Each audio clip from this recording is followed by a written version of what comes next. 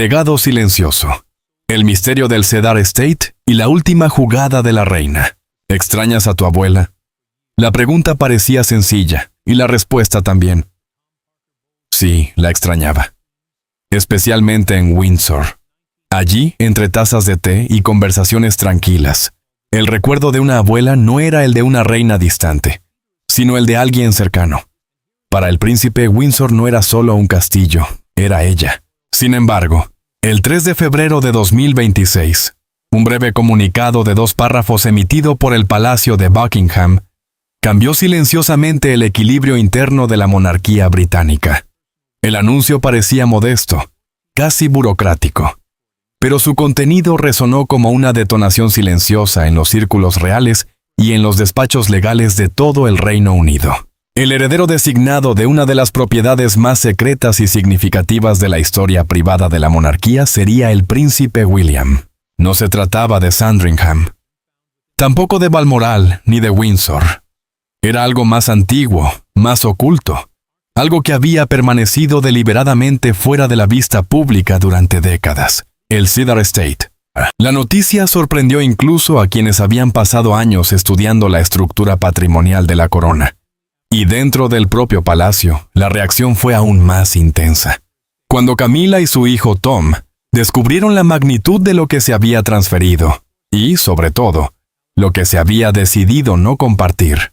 La tensión que siguió, según miembros del personal, fue una de las más fuertes que se habían vivido en generaciones. Pero la historia del Cedar Estate no comenzó en 2026. Para entender su significado, hay que retroceder más de 80 años, hasta 1944, en pleno corazón de la Segunda Guerra Mundial. En ese momento, con el futuro de Europa todavía incierto, el rey George VI tomó una decisión discreta pero estratégica. Adquirió una propiedad aislada en las colinas de Chiltern, entre Oxfordshire y Buckinghamshire. Desde el primer día, el lugar fue diseñado para permanecer invisible. No hubo anuncios oficiales, no apareció en registros ceremoniales, ni siquiera fue integrado plenamente en las estructuras públicas de la corona. El Cedar Estate existía en silencio, conocido solo por un pequeño círculo de consejeros y archivistas reales. Durante 8 décadas, su propósito fue proteger algo más que tierra o edificios. Dentro del complejo se encuentra una pequeña capilla privada, con un memorial dedicado a miembros de la familia real que sirvieron en conflictos armados. También alberga bóvedas archivísticas, con más de 180 cofres de roble, repletos de correspondencia confidencial y comunicaciones reales relacionadas con periodos de guerra. Entre los objetos conservados se encuentran retratos nunca exhibidos públicamente, incluyendo pinturas de George VI, y de Princess Margaret. Pero quizá el hallazgo más extraordinario sean 14 grabaciones selladas que documentan conversaciones privadas entre Elizabeth II y figuras históricas como Winston Churchill, Nelson Mandela, Ronald Reagan y Charles de Gaulle. Un archivista que trabajó décadas con documentos reales describió el lugar con una frase que resume su importancia. No era un museo de historia, sino la arquitectura cruda de la memoria de la monarquía. Lo más revelador, sin embargo, ocurrió mucho más recientemente. Entre 2017 y 2021, el entonces príncipe heredero visitó el Cedar Estate en múltiples ocasiones privadas junto a Elizabeth II. No eran visitas ceremoniales. Caminaban entre los cedros, revisaban documentos de guerra, catalogaban cartas de soldados y reorganizaban archivos olvidados por el tiempo. En una ocasión, incluso ayudó a reparar sistemas de control de humedad que protegían los documentos históricos. No era una obligación protocolaria, era una forma silenciosa de custodiar la memoria. En uno de los documentos legales asociados al patrimonio, la reina dejó una anotación manuscrita que con el tiempo se volvería famosa entre los historiadores reales. En ella escribió que su nieto heredaría algo más que la corona. Heredaría el silencio que la había protegido. Esa frase no era poética, era una declaración jurídica. En 2020 se creó una estructura legal completamente separada de los grandes patrimonios conocidos de la monarquía. El Cedar Estate no pertenece al Crown Estate ni al Ducado de Cornualles. fue colocado bajo un mecanismo privado denominado Covenant Trust, diseñado específicamente para proteger la propiedad y controlar su transmisión. El documento incluía una cláusula de activación diferida extremadamente precisa. El traspaso solo se ejecutaría cuando se cumplieran dos condiciones: la conclusión del funeral de estado de la reina y el reconocimiento público del heredero como figura central de responsabilidad institucional. Cuando ambas condiciones se cumplieron, la transferencia se volvió automática e irreversible. Todo comenzó con un anuncio aparentemente simple. El comunicado oficial confirmó, sin rodeos, que bajo los términos del fideicomiso sellado establecido por la difunta reina Isabel II en 2020, la propiedad conocida como Cedar Estate pasaría bajo la tutela exclusiva del príncipe de Gales, con efecto inmediato. Las palabras eran claras, casi administrativas, pero las consecuencias fueron todo menos ordinarias. Con esa decisión, lo que parecía un asunto de herencia se transformó rápidamente en una confrontación silenciosa dentro del círculo real. No todos recibieron la noticia con la misma serenidad. Durante meses, e incluso años, algunos miembros del entorno cercano de la corona habían estado trabajando discretamente para influir en el destino de la finca. Diversas fuentes cercanas al palacio confirmaron que la reina Camila y su hijo, Tom Parker Bowles, habían mostrado un interés constante en el Cedar Estate, buscando integrar la propiedad dentro de un proyecto cultural y gastronómico de gran escala. La propuesta oficial parecía respetuosa con la tradición. Camila promovía la idea de un centro de legado cultural de Windsor, un espacio dedicado a preservar la historia rural británica. El proyecto incluía retiros gastronómicos, salones literarios enfocados en narrativas femeninas de la realeza y recorridos históricos por los bosques de cedro que rodeaban la finca. En apariencia, era un homenaje a la herencia británica. Pero detrás de esa visión romántica existía otra perspectiva mucho más pragmática. Tom Parker Bowles, reconocido por su trayectoria en el mundo culinario y editorial, veía el potencial económico del lugar. Documentos internos revisados por observadores del ámbito real revelaron que su equipo había desarrollado un plan ambicioso: transformar el antiguo pabellón de caza del Cedar Estate en un restaurante de degustación de nivel Michelin. La propuesta incluía además una marca artesanal llamada Royal Wild, que ofrecería productos exclusivos elaborados dentro de la finca: quesos curados en madera de cedro, miel de los apiarios del bosque, truchas salvajes de los arroyos cercanos y vinos de producción limitada inspirados en las regiones montañosas del Reino Unido. La idea era elegante, sofisticada y claramente rentable. Un imperio gastronómico vestido con los colores de la tradición real. Sin embargo, el punto de inflexión llegó el 18 de octubre de 2025. Ese día, una nota informativa filtrada reveló que el equipo legal de Tom había explorado una estrategia que podría alterar el control de la propiedad.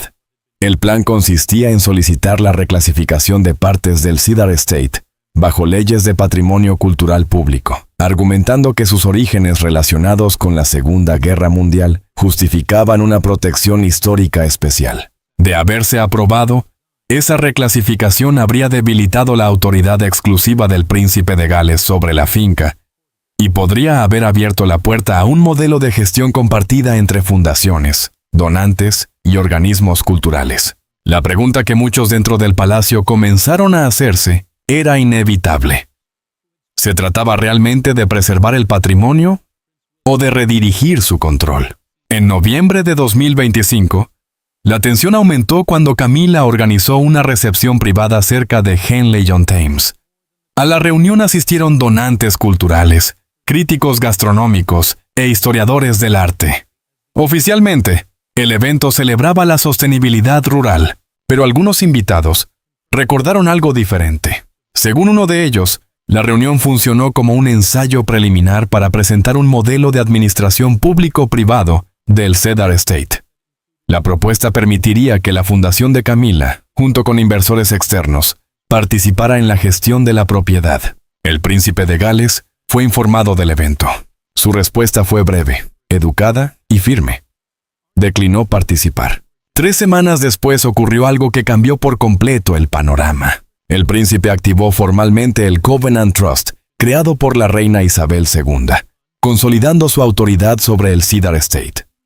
Lo que algunos creían una negociación en curso se convirtió, de la noche a la mañana, en una decisión irreversible. Pero la historia no terminaba allí.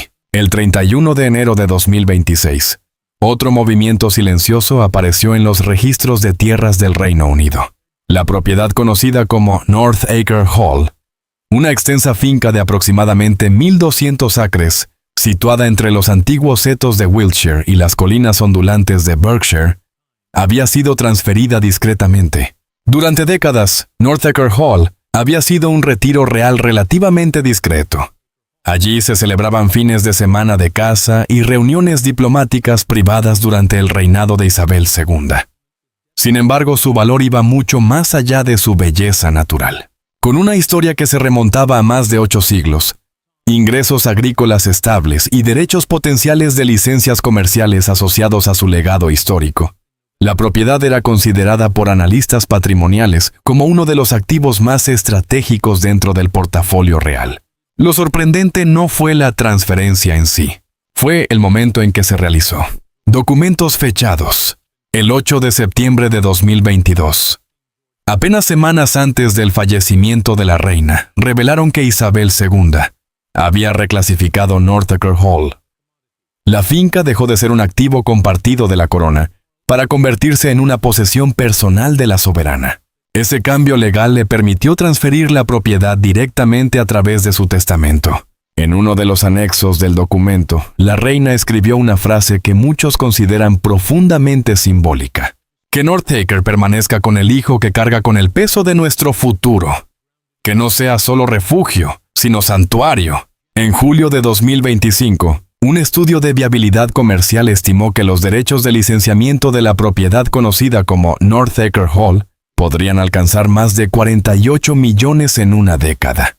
La cifra despertó interés entre consultores, asesores y estrategas cercanos al entorno real. Para algunos, el valor del terreno representaba una oportunidad de modernizar la gestión patrimonial de la corona. Para otros, era una línea que nunca debía cruzarse. Un cortesano que habló bajo anonimato resumió el momento con crudeza. Alguien creyó haber adquirido influencia suficiente para moldear el destino del lugar, pero la reina había dejado un plan preparado mucho antes. Desde más allá de su vida, había movido la última pieza. Durante los meses siguientes, comenzó a circular una campaña de susurros cuidadosamente elaborada. Columnas de opinión anónimas aparecieron en medios especializados a finales de 2025, sugiriendo que la monarquía estaba invirtiendo demasiado en activos históricos y que quizá era momento de redistribuir recursos para garantizar una equidad generacional. Tras bastidores, un veterano consultor de relaciones públicas, Maurice Lelo, supuestamente coordinaba conversaciones informales destinadas a abrir el debate. El episodio alcanzó su punto más tenso cuando se intentó solicitar un arrendamiento sobre un sector agrícola del terreno de Northaker, descrito como tierra cultivable sin uso. La petición fue rechazada inmediatamente por los abogados del Duchy of Cornwall, quienes citaron cláusulas de protección hereditaria que impedían cualquier explotación comercial. Pero lo verdaderamente revelador llegó semanas después. A mediados de enero de 2026, la princesa Anne, Princess Royal, realizó una revisión minuciosa de la correspondencia privada de su madre en una sala del castillo de Windsor Castle, conocida como Oak Room. Entre los documentos apareció un folio de cuero marcado con la inicial W. Dentro había un codicilo cuidadosamente doblado, escrito a mano por la propia reina. El documento revelaba la existencia de Clarence Hill Estate, una propiedad escondida en las colinas de Chiltern y accesible únicamente por un camino privado de varios kilómetros. El terreno había sido adquirido discretamente en 1947 por George VI, con la intención de mantener una reserva patrimonial fuera de los mecanismos tradicionales del patrimonio de la corona. La instrucción de la reina era clara. Clarence Hill debía pasar íntegramente a su nieto Prince William, libre de cargas, libre de influencias políticas y completamente separado de cualquier explotación comercial. Para Elizabeth II, el lugar representaba algo más que tierra. Era un símbolo de continuidad moral. En su visión, el futuro de la monarquía necesitaba un espacio que permaneciera intacto frente a las controversias públicas y las presiones mediáticas que en los últimos años habían afectado a miembros de la familia. El destino del terreno se convirtió así en una especie de brújula ética para la próxima generación, particularmente para William y Catherine, Princess of Wales. Sin embargo, cuando la noticia del traspaso se conoció el 20 de enero, surgió una reacción inmediata en otros círculos del palacio. Se convocaron asesores legales y se elaboró rápidamente una propuesta empresarial bajo una nueva sociedad, llamada Hill and Crown Limited. El plan contemplaba transformar Clarence Hill en una marca de hospitalidad ecológica y agricultura regenerativa orientada al lujo sostenible. La iniciativa buscaba presentar el proyecto como una visión moderna del patrimonio real, una mezcla de turismo exclusivo, producción agrícola responsable y marketing vinculado a la imagen de la monarquía. Pero el tiempo jugó en contra. El codicilo ya había sido registrado oficialmente en los archivos reales y la transferencia legal se había completado a través del Duchy of Cornwall Trust. Cuando la propuesta empresarial llegó a las autoridades pertinentes, el proceso de herencia ya era irreversible. El golpe final llegó el 28 de enero de 2026, cuando un denunciante anónimo filtró los documentos internos del proyecto al despacho del Lord Canciller. Las presentaciones incluían estrategias de rebranding, proyecciones financieras y diseños conceptuales del histórico edificio con logotipos corporativos. La reacción fue inmediata. Greystone Downs era mucho más que una finca, con más de 400 acres de bosques antiguos, un pabellón de caza de la era Tudor, construido en 1578, y una pequeña capilla de piedra decorada con reliquias del siglo XVII. El lugar representaba un refugio espiritual y moral para la monarquía británica. Durante más de 40 años, Elizabeth II protegió el terreno como si fuese un archivo vivo de los valores de la corona. Discreción, servicio y continuidad. Por esa razón, cuando decidió dejar la propiedad bajo la custodia de Prince William, el gesto fue interpretado como algo profundamente simbólico.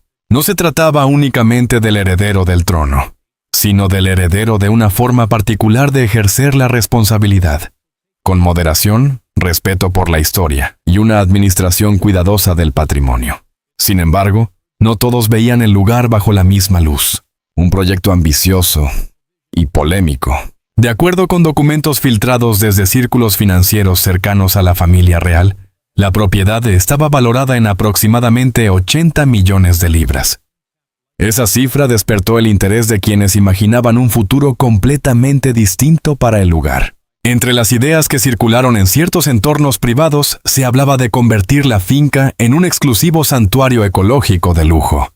Eco-lodges, con tarifas superiores a 5,000 libras por noche. Cenas de alta gastronomía, reservadas para miembros selectos, y experiencias diseñadas para millonarios provenientes del Golfo Pérsico y del este asiático.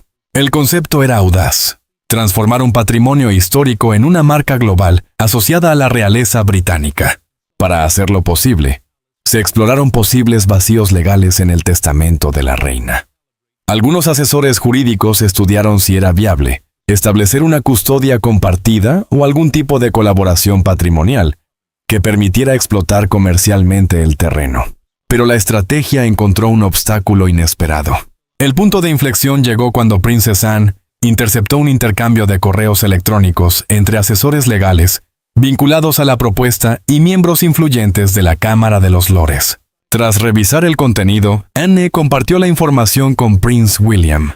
Quienes estuvieron presentes recuerdan su comentario como una advertencia fría y precisa. No está desafiando a la corona, está desafiando la ética de nuestra madre. Aquella frase desencadenó una rápida reacción dentro de los mecanismos legales de la Casa Real. El 3 de febrero de 2026, un documento sellado fue liberado a los archivos reales. Se trataba de un codicilo redactado de puño y letra por Elizabeth II y notariado en 2021. El texto era contundente. Greystone Downs no podía ser transformado materialmente, explotado comercialmente, ni utilizado como marca sin la aprobación directa de Prince William. La cláusula demostraba que la reina había anticipado posibles disputas años antes y había blindado legalmente la propiedad. Cuando el documento fue abierto ante los implicados, un testigo del personal del palacio recordó el silencio que siguió a su lectura. Las palabras pronunciadas en voz baja por una de las presentes quedaron grabadas en la memoria de quienes estaban allí. Ni siquiera después de morir deja de controlarlo. La reacción de Prince William no llegó mediante declaraciones públicas. El 5 de febrero de 2026 realizó una visita inesperada a la finca acompañado por Catherine, Princess of Wales, y sus 3 hijos. Las cámaras captaron a la familia caminando al atardecer junto al lago helado de la propiedad. No hubo discursos ni ruedas de prensa, solo una imagen poderosa. La familia heredera ocupando el terreno que la reina había decidido proteger. Si Greystone Downs representó una batalla estratégica, Greenheath Estate se convirtió en la derrota más contundente para quienes esperaban controlar nuevas tierras. Ubicado al sureste de Forest Lodge, el terreno, más de 500 acres de bosque sin urbanizar junto a una antigua vía romana, había sido considerado durante años un posible espacio para retiros diplomáticos o programas internacionales bajo patrocinio real. Sin embargo, un detalle crucial permanecía oculto. Greenheath estaba respaldado por un fondo privado de aproximadamente 37 millones de libras, acumulado durante décadas mediante transferencias discretas aprobadas personalmente por Elizabeth II. El fondo funcionaba como un escudo financiero invisible para proteger el futuro del terreno. El 30 de enero de 2026, Princess Anne, actuando en nombre de la Crown Trust Authority, ejecutó una transferencia de activos con efecto retroactivo al 28 de diciembre de 2025. Con ese acto, el control de Greenheath quedó completamente fuera del alcance de cualquier iniciativa externa. En cuestión de días, años de planes potenciales se desvanecieron. La confirmación llegó discretamente una tarde, cuando un sedán negro oficial se detuvo frente a Clarence House. Dentro del vehículo se encontraban los documentos finales que otorgaban a William los derechos completos sobre la finca de Greenheath, junto con un fondo fiduciario de 37 millones de libras destinado a sostener su misión futura. Pero lo que realmente sorprendió a todos fue un objeto adicional incluido en el paquete, una grabación privada de la propia voz de la reina Isabel II. En ella, la monarca explicaba personalmente sus deseos para el futuro de Greenheath. Su mensaje era claro. La finca debía convertirse en una zona de legado seguro, dedicada exclusivamente a 3 propósitos: programas de educación ambiental, iniciativas de rehabilitación infantil y proyectos educativos bajo el patrocinio directo de William y Catherine, Princess of Wales. La noticia provocó una reacción inmediata en ciertos círculos del entorno real. Según filtraciones conocidas como Palace Leaks, Queen Camilla convocó esa misma noche una reunión de crisis en Romley House junto a asesores y abogados del patrimonio. El debate, según las mismas fuentes, giró rápidamente hacia posibles maniobras legales. Entre las opciones discutidas, se encontraba una estrategia extremadamente polémica: cuestionar la claridad mental de la reina en el momento en que firmó el documento que transfería Greenheath. La implicación era grave. Tal argumento sugería que William y Catherine, con ayuda de asesores influyentes, podrían haber manipulado a una monarca anciana para asegurar la propiedad. Muchos observadores consideraron la idea como un ataque póstumo a la propia Isabel II, un intento de reescribir decisiones tomadas por una de las figuras más respetadas de la historia británica. La respuesta no tardó en llegar. En menos de 48 horas, el actual monarca King Charles III emitió una advertencia privada que posteriormente se filtró al periódico The Times el 2 de febrero. El mensaje era contundente. Cualquier intento de desacreditar el testamento o las decisiones de la reina Isabel II sería considerado un ataque contra la memoria institucional de la corona. La reacción pública fue inmediata. Grupos monárquicos, académicos constitucionales e historiadores reales condenaron cualquier posible desafío como moral y legalmente indefendible. Mientras la controversia crecía, Catherine apareció discretamente en un hospicio infantil en Windsor.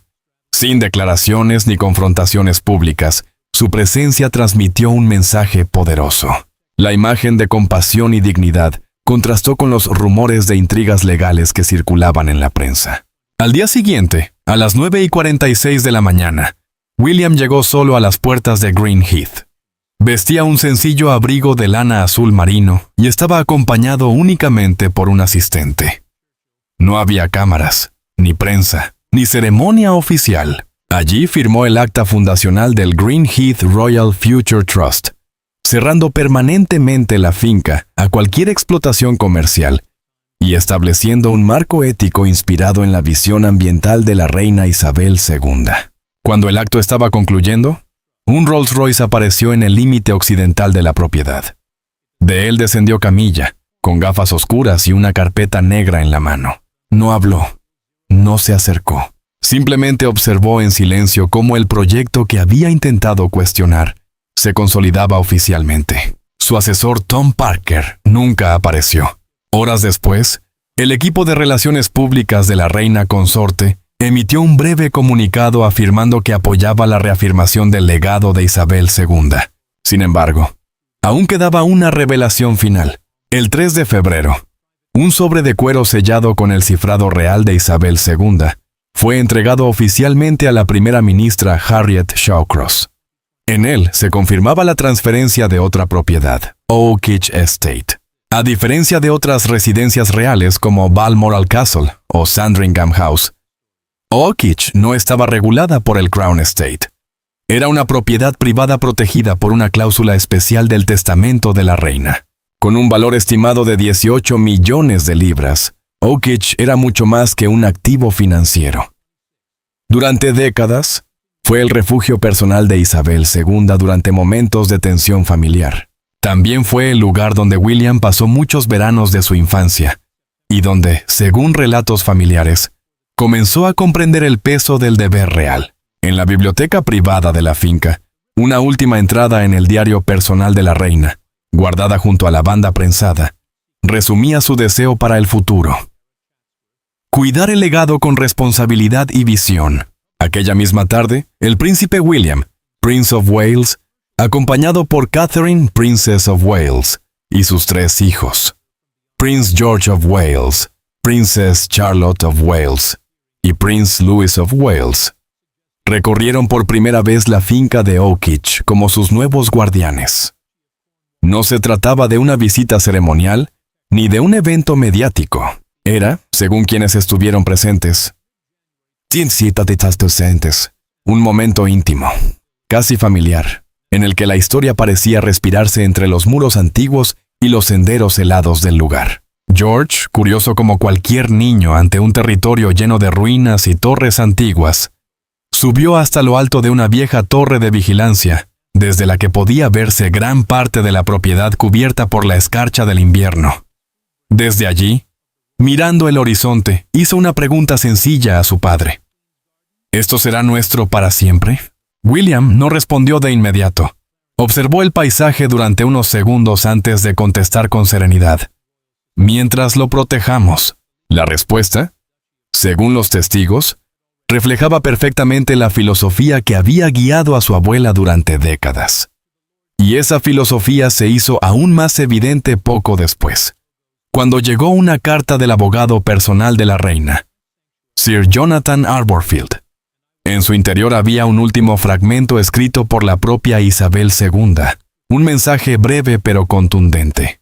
Si alguna vez esta propiedad es cuestionada, que se sepa que Oakitch no pertenece al poder, sino a la paciencia. Que quien cargue con el futuro de la corona y no con el peso de la ambición, sea quien la conserve. Firmado simplemente Elizabeth R. Aquel texto convertía en irrelevantes muchas de las maniobras políticas, propuestas comerciales y debates internos que durante años habían rodeado el destino de varias propiedades históricas de la monarquía.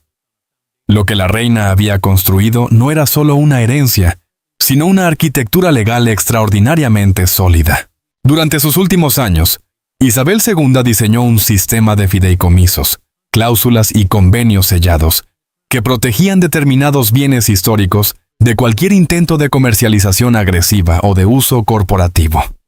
Cada documento añadía una nueva capa de protección. Cada cláusula anticipaba posibles conflictos futuros. No se trataba simplemente de elegir a un heredero. Era un plan pensado para resistir presiones comerciales, disputas familiares y campañas públicas que pudieran intentar transformar siglos de patrimonio real en activos de negocio.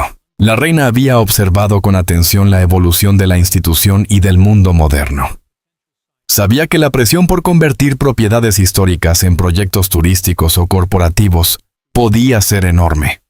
Por eso diseñó un sistema que garantizara que ciertas fincas permanecieran bajo una filosofía diferente, la del cuidado y la continuidad. Para Isabel II, el concepto clave era uno solo: custodia. Quienes trabajaron cerca de ella recuerdan que veía en William una cualidad particular: paciencia. No la paciencia estratégica de la política, sino la paciencia del trabajo silencioso. El príncipe pasaba largas horas revisando archivos históricos, recorriendo edificios antiguos y escuchando las historias de los empleados más veteranos de las propiedades reales. No buscaba protagonismo en esos momentos. Simplemente aprendía. Esa actitud fue, según muchos dentro de la Casa Real, lo que convenció definitivamente a la reina de que él debía ser el responsable de preservar ciertos lugares emblemáticos. Mientras tanto, William siempre evitó convertir el asunto en una disputa pública. No hubo declaraciones agresivas ni campañas mediáticas. Simplemente dejó que la estructura legal diseñada por su abuela hablara por sí misma, y habló con claridad. Cuando el sol salió sobre Windsor Great Park la mañana del 3 de febrero de 2026, una nueva etapa ya había comenzado.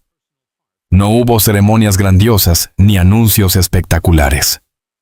La transición se había producido en silencio, dentro del lenguaje irrevocable de documentos notariales y acuerdos sellados años atrás. Ese día, William caminó por los senderos de la finca acompañado de sus hijos. George preguntaba sobre capillas y bosques ocultos. Charlotte observaba todo con atención mientras anotaba detalles en un pequeño cuaderno de cuero. Louis corría por los jardines helados con la energía de quien todavía descubre el mundo por primera vez. Para William, aquellas propiedades no eran trofeos ni símbolos de poder. Eran responsabilidades. Ese era, precisamente, el mensaje final de la reina. La verdadera herencia no era la tierra, ni los edificios, ni el valor económico del patrimonio. Era la confianza. La certeza documentada de que la persona que mejor la conocía había elegido a quien consideraba capaz de proteger ese legado.